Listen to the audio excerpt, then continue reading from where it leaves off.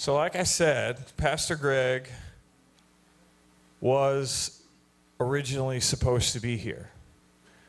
And we were at, I don't think I got home from Winter Jam until it was close to 1 in the morning, I think, last night.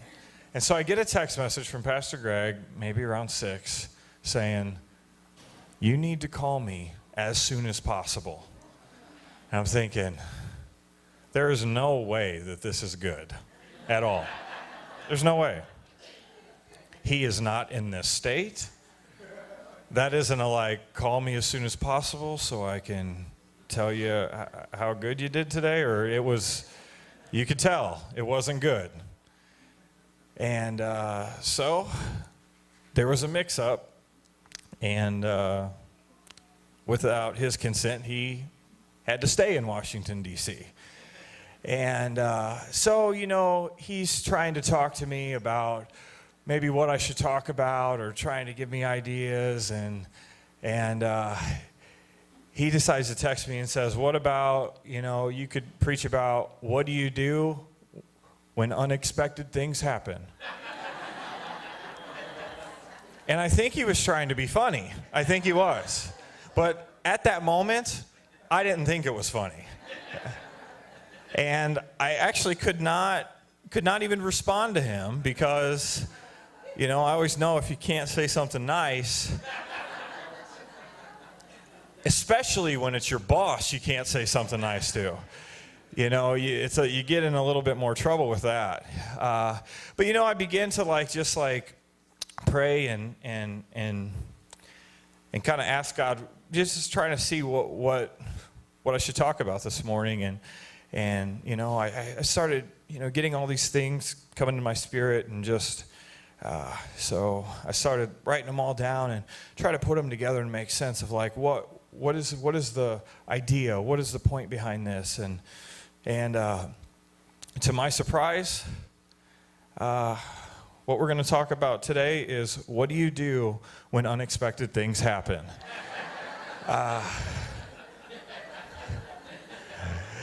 And it wasn't because he told me to, I promise. It just worked out that way. So unexpected things happen a lot. Is there anybody in here that maybe once or twice you've been known to worry a little bit? Okay.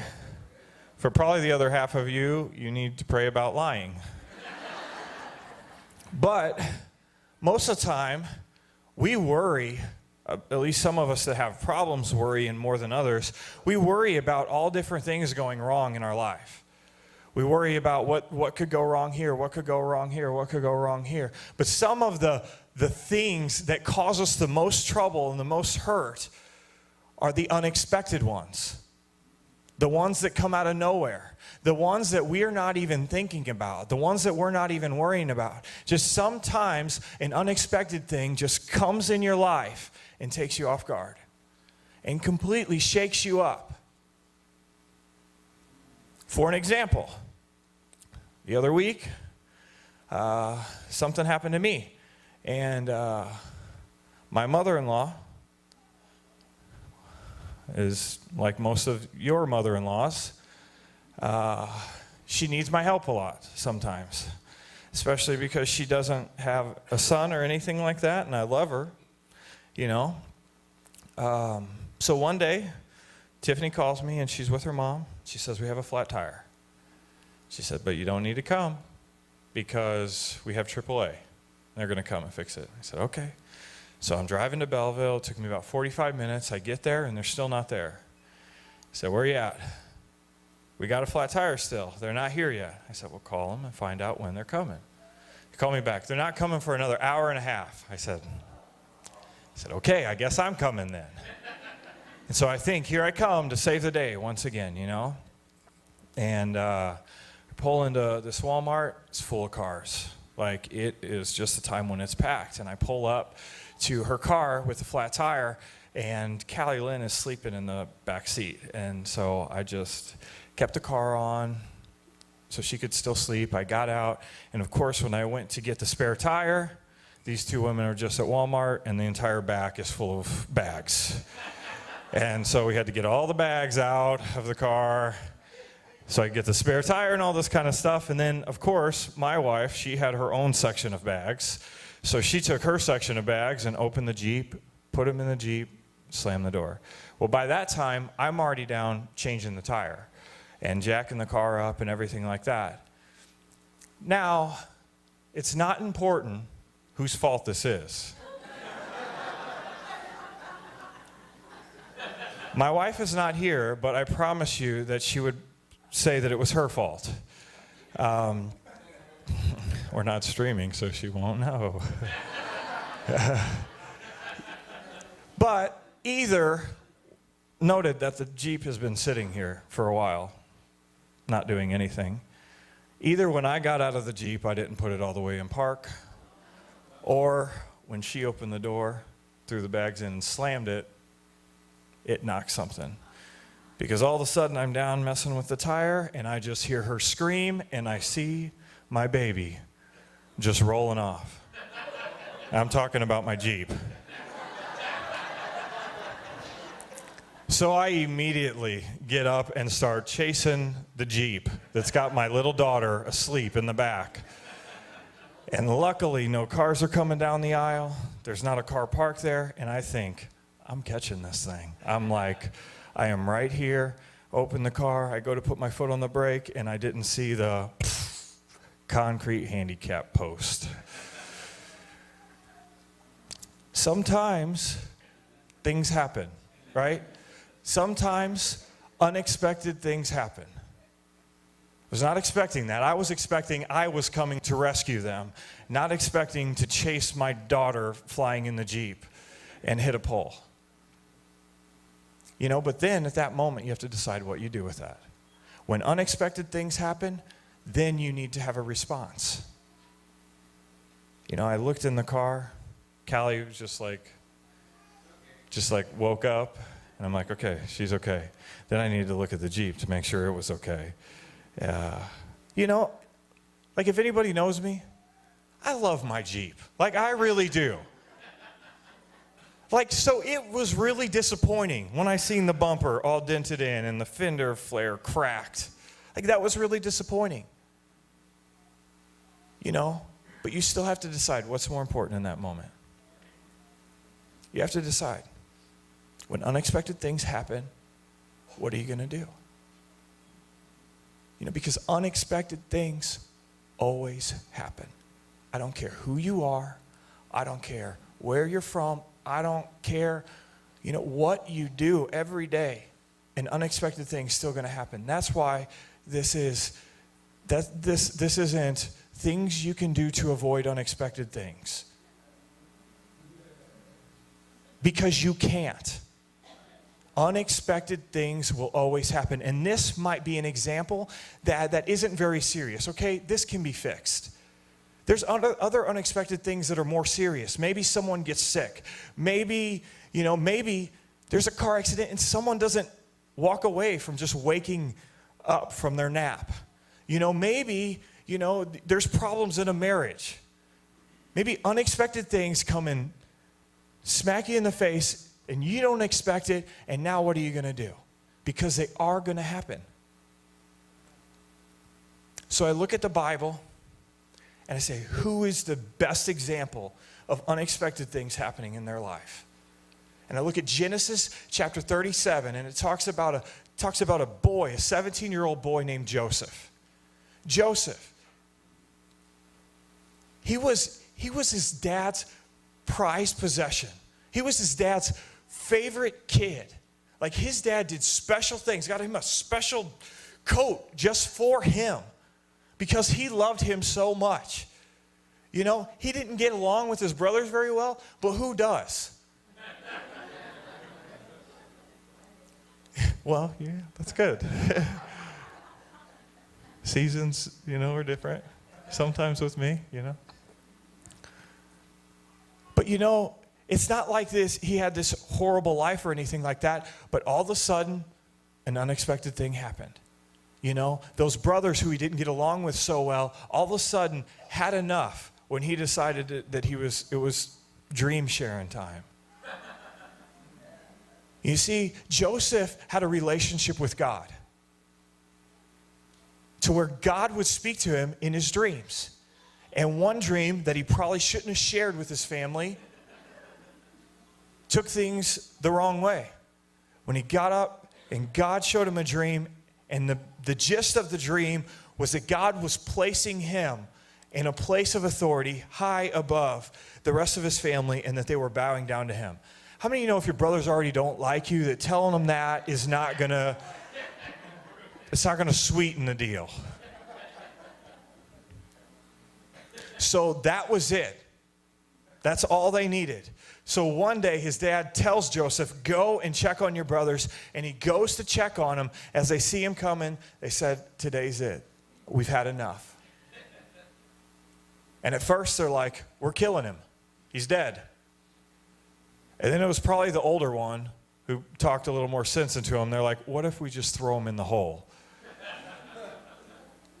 And they're like, all right, let's throw him in the hole. So they went and got him. They tied him up, threw him in this hole, because, they were having doubts about the whole killing thing. And then all of a sudden, they seen these people coming down the street, and they're like, better idea, let's sell him. And he's done. We don't feel bad because we didn't kill him, but he's gone. An unexpected thing happened. One day, Joseph wakes up. He's the favorite. He's got the nice coat. The next day, his brothers turned on him, took him, threw him in a hole, and sold him as a slave. I cannot even fathom that. To one day you wake up and you have a father who loves you, a decent thing going on, and the next day your family abandoned you and you're sold, and now you're someone's property. Something unexpected happened. That would be bad enough if that was the end of the story. I could get up here and still just talk about that and say, that's a lot to go through. It doesn't end there, though. It doesn't end there. He's working for this guy who owns him. And the guy's wife accuses him of raping her. And they throw him in prison. Prison. You see, the thing about that is that Joseph didn't deserve a single thing that happened to him.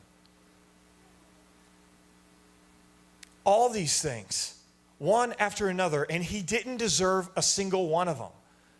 And you know what's worse about the whole thing? Is there's no possible way he could get out of it. He couldn't just wake up one day and say, today, I'm done being a slave. He couldn't go up and say, I'm walking out this prison today. He had no control to even escape what happened to him.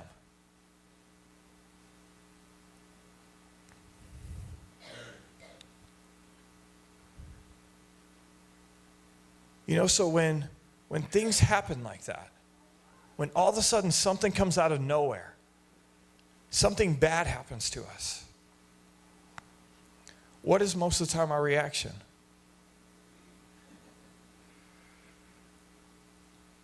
God, where are you? How about that one?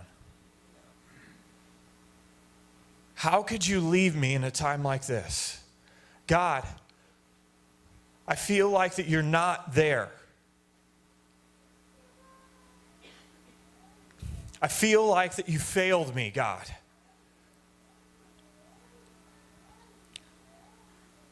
Sometimes we treat God like he's being judged by his performance based on how our life is going. Like, I don't like what's happening here, God. I don't feel like you're doing a good enough job. Things aren't going the way that I want them to go. And sometimes it feels like he has something to prove to us. Like, God, this isn't good enough. Like, God, you're supposed to do more. But hasn't he done enough? Like, when I think about that, I'm like, hasn't he already done enough? If he were to never do anything else again for us, wouldn't it already be enough? We're talking about the God of heaven and earth who has sent his only son to become a man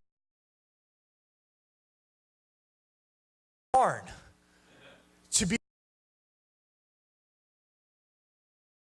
because he deserved it, but it's because he loved us so much he wanted to take our place. That he loved us so much that he wanted to give us just a chance to be in eternity with him.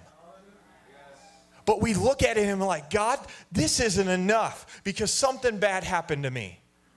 This isn't enough. Everything else that God does for us should just be the icing on the cake compared to that. We should be able to say that, God, you have already shown your love for us. You have already done more than enough.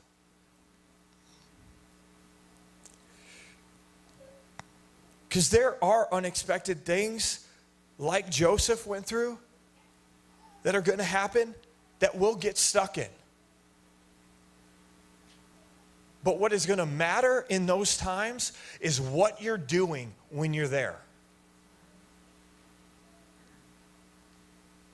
If anybody had an excuse to say, God, what is going on?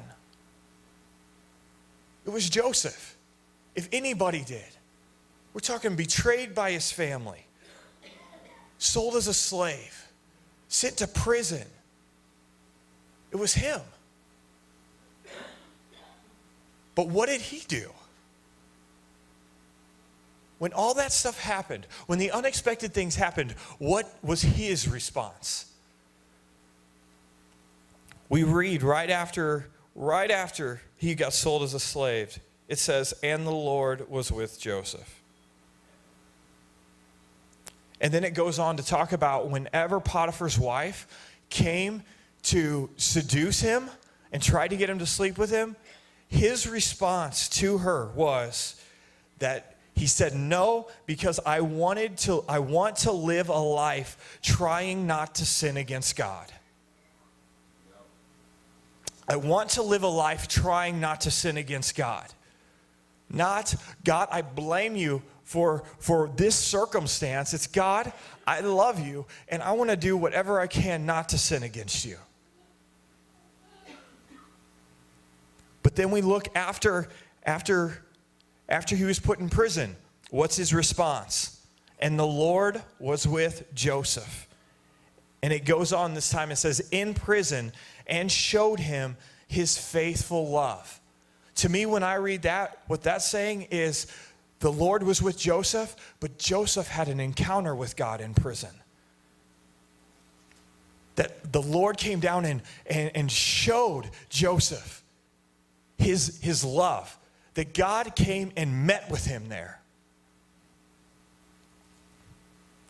And then what it goes on to say is in both places, the next verses on after he was a slave and after he was in prison, was the Lord began to promote Joseph in both of those areas. He began to take Joseph and bring him to the top of where he was at as a slave. He began to take Joseph and bring him to the top in the prison, in a places of authority in these places. And how does that happen? Number one, God gives favor. But number two, I can tell you, it wasn't from Joseph sitting there feeling sorry for himself, saying, I feel so bad about why I'm here. I'm down. I'm not doing nothing. I'm just sulking in myself. That's not what happened. God did not force promotion unto Joseph. God opened the door, but it was because Joseph said, I'm here and I'm going to make the best of what I have here. I can't get out. I can't do anything else. I can't escape this. But while I'm here, I'm going to do something. And then on top of all of that, while he was in prison, there was 2 other guys that were taken to the prison. And they both ended up having dreams that needed interpreted. And so Joseph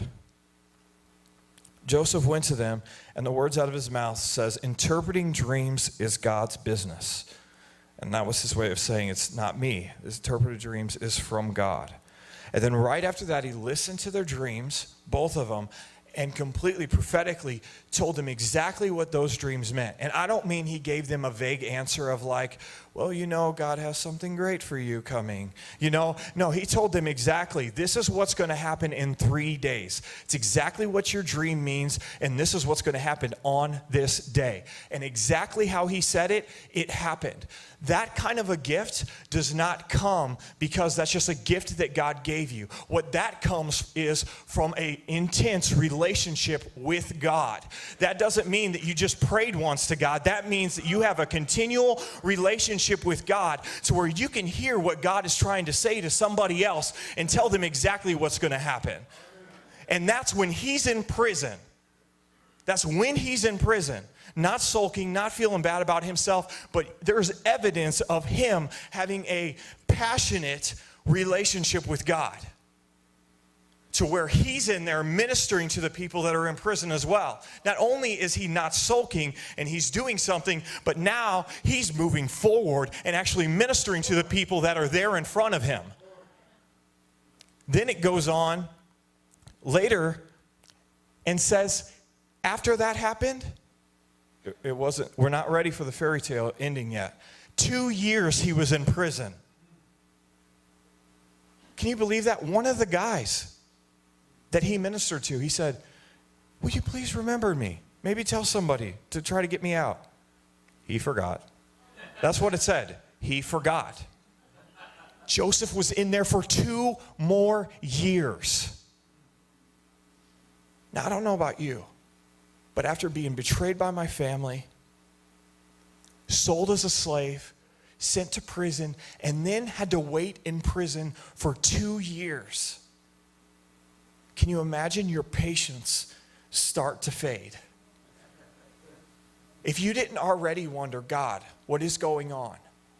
After 2 years in prison, it makes me like so much start to say, I am so sorry, God, that my patience left on so much meaningless things compared to that. Because you know what he did after that? All of a sudden, the king has a dream. And that guy he ministered to, he remembers now after 2 years. I know a guy. When I was in prison 2 years ago, this guy, he helped me out.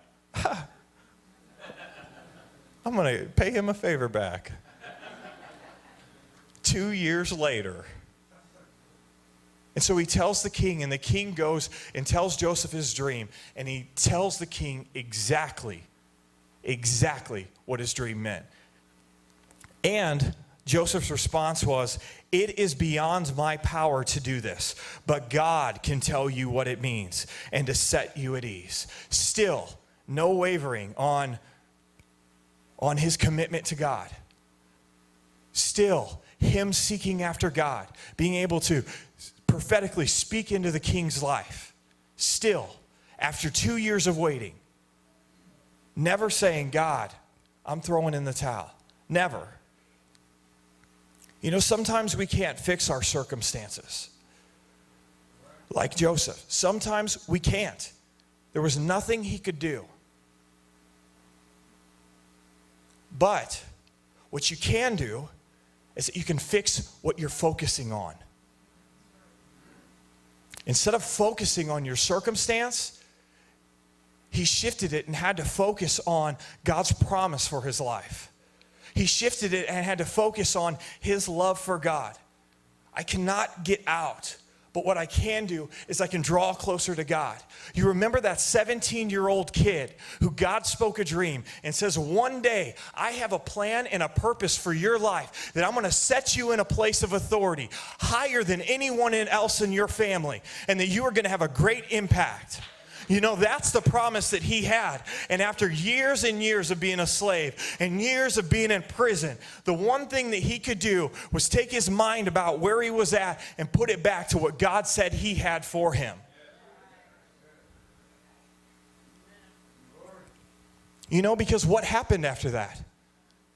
He prophesied to this king, interpreted his dream, and the king then made him a ruler over Egypt.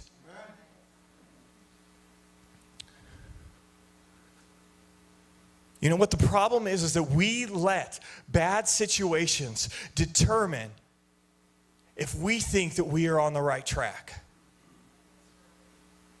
But could you ever just think that what if sometime that really what determined it was how we handled these unexpected things that came in our life? That maybe that if we handled and lived through those things the right way, then maybe it would unlock the promise that God had for us. Because I can tell you right now that if it wasn't for Joseph's brothers, if it wasn't for being sold as a slave, and if it wasn't being thrown in prison, locked up for 2 years, that Joseph would have never been in the position to prophesy and minister into a king's heart, and that who would eventually take him and place him where God promised he would be. If he would have went along the way and just said, I give up, this is too hard, God, what are you doing? Why did you leave me? I'm done with this. He would have never even reached the promise. Never reached it. We see something happen and all of a sudden we think something's wrong. But you know, God said, what is God's promise to us? I will never leave you nor forsake you. I don't remember the promise when he said, nothing bad will ever happen to you. I wish I could find it. I've been looking. But you know what it says? Each time something bad happened to Joseph, and the Lord was with Joseph. Joseph gets put in prison, and the Lord was with Joseph in prison, and he met him there. You know that there's another way too to kind of see where our heart is. And sometimes it's to ask yourself, what if the promise doesn't come? Where will that put you? If the promise never comes,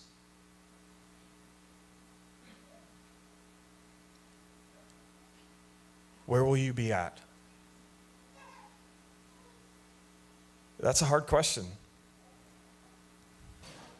Because I'll tell you that sometimes the promise doesn't come like we think it's supposed to. And I've had to ask myself that question before. You see, whenever I was young, even when I was young, I always, in my heart, wanted a big family. And as I'd grow up, I'd even get words prophesied to me about how it's even a promise. My promise was even promised to me. God spoke it in my life. It was a desire of my heart, and then it was spoken into my life. It was a promise I was holding on to. So I get married, and now I'm going towards that promise. You know? But what happens when you're going towards the promise? Something unexpected happens. It's not like what you thought. So all of a sudden, you're expecting this big family, and all of a sudden you experience all this loss. Every time you get excited and you think that this is the time, then something happens again.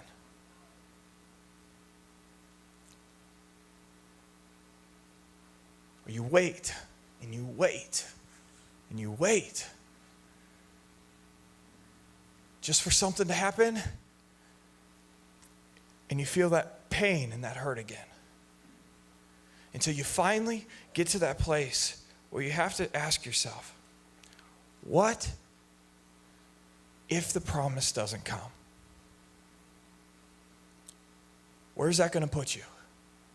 I had to ask myself that. I said, what if it doesn't come? Are you going to be okay? Are you going to be able to make it? And the most important thing is will you still love God? You know, as much as the pain hurt and as much as it hurt,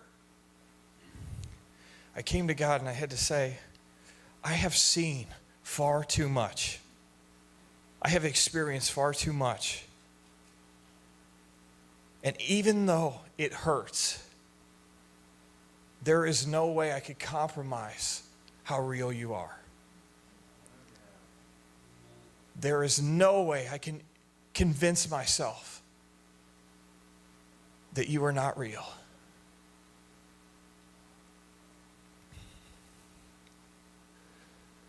And the last time I remember, you know, it doesn't mean that just answering that's going to make it easy.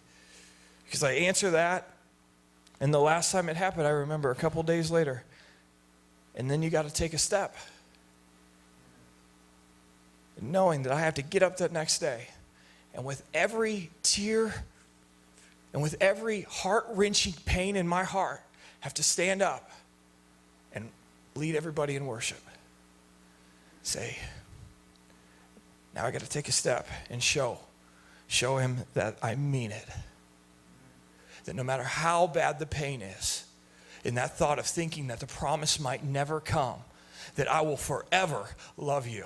And I will forever dedicate my life to you. And I know it's not going to be easy. And I know that I wanted it to be different. But if this promise never comes, I will still love you.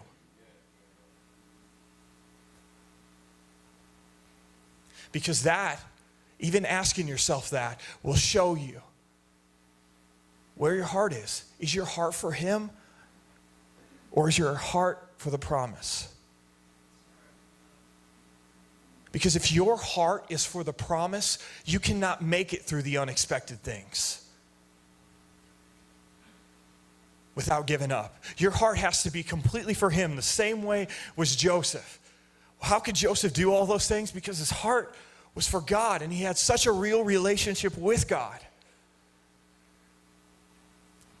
You know, but I can stand here now, today, and tell you that the promise doesn't always happen the way that we think it should, but guess what? We still serve a good and faithful God. That I can stand here and tell you that, because maybe sometimes it doesn't happen, but I can tell you most of the time it does happen. And I can tell you right now and testify in my own life, because I have a 9-month-old little boy sitting at home, the cutest little guy I'd ever seen in my life, that after long years of waiting, we had our promise. And then after a couple months, we got another promise. But to me, that's God saying, you know what? You want to see how good I am? Even when it doesn't make sense, even when it took years of heartache and pain, watch this. Boom. I'm showing you that I'm better than what you could have ever thought. Not only will I give you a promise, but I'll show you that I can defy the odds.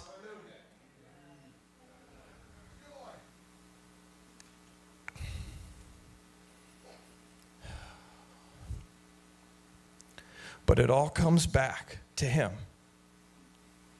It all comes back to, where is your heart? Does he have your heart?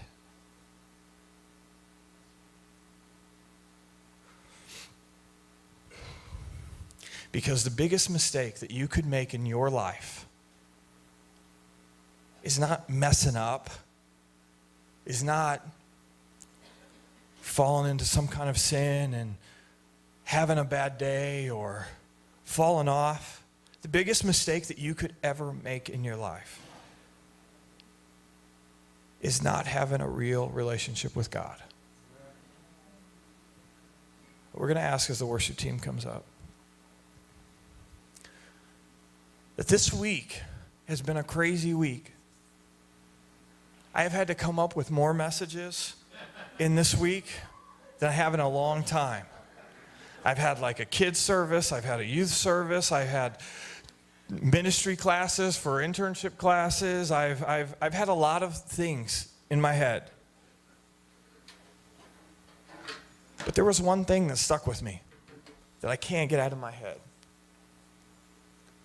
And that's that we look at God sometimes as this big, galactic master of the universe. And sometimes it makes us not be able to relate to him.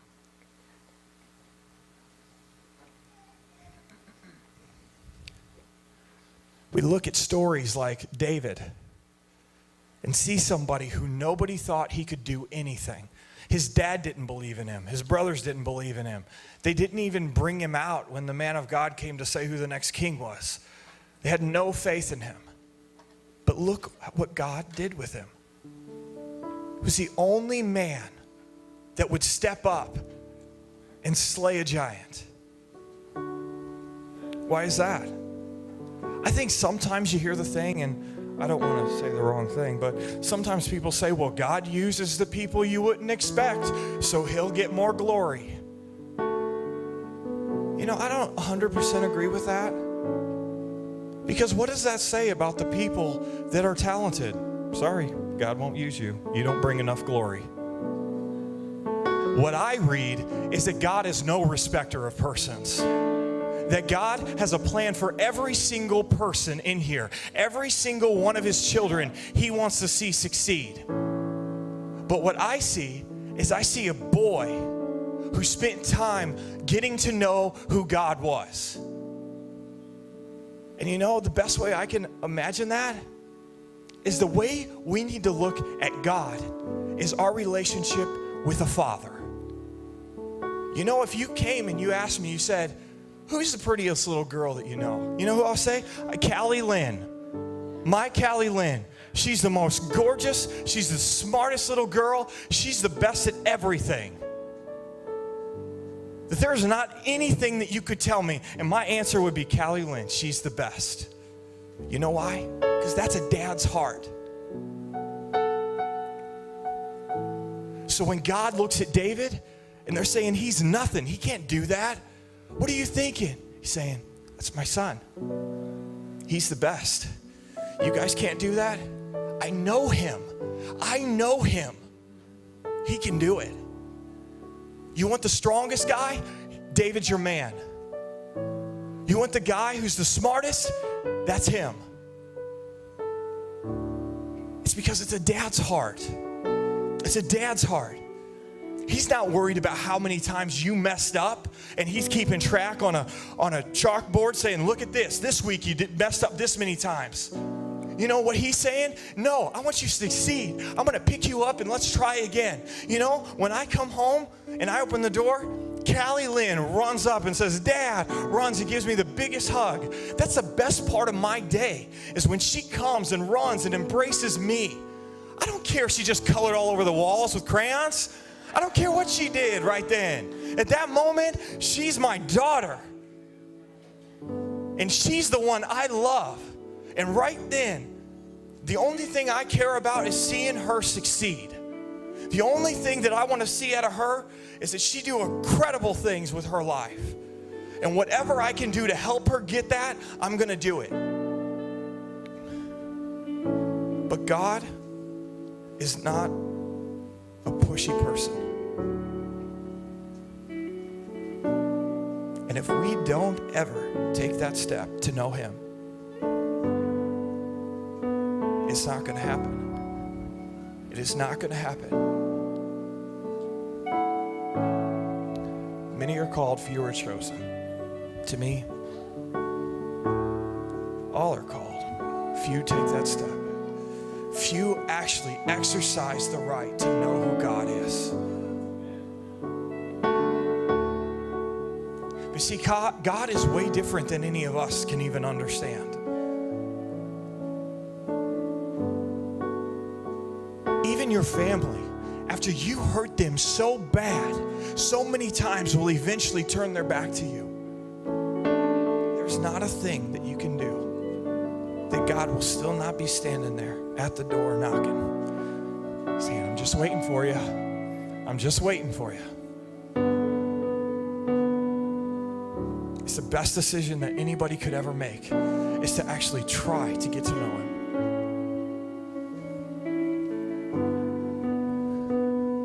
Just ask, is everybody standing this morning?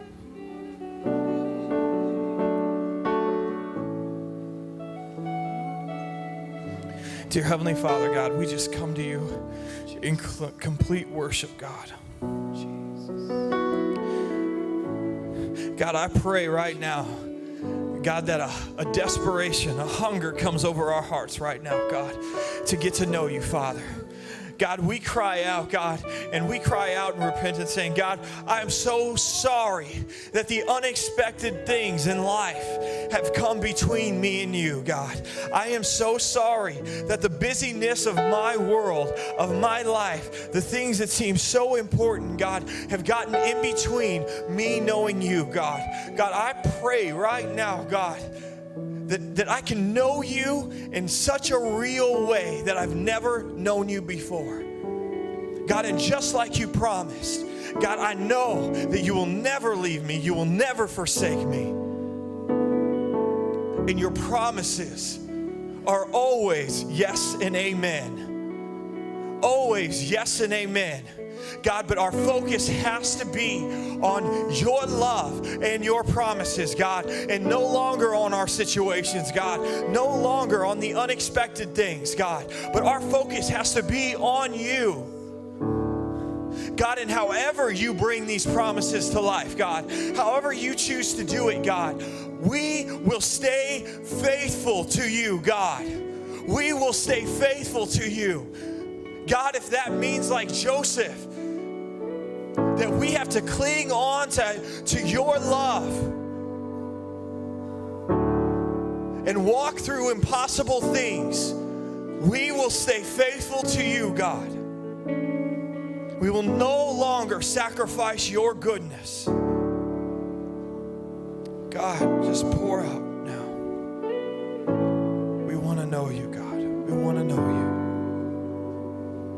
In Jesus' name we pray. Amen. We're going to ask as the ministry team come forward. And if you would like your relationship with God, if you would like to take a step with that, I encourage you to come up and to get prayer from one of our ministry team.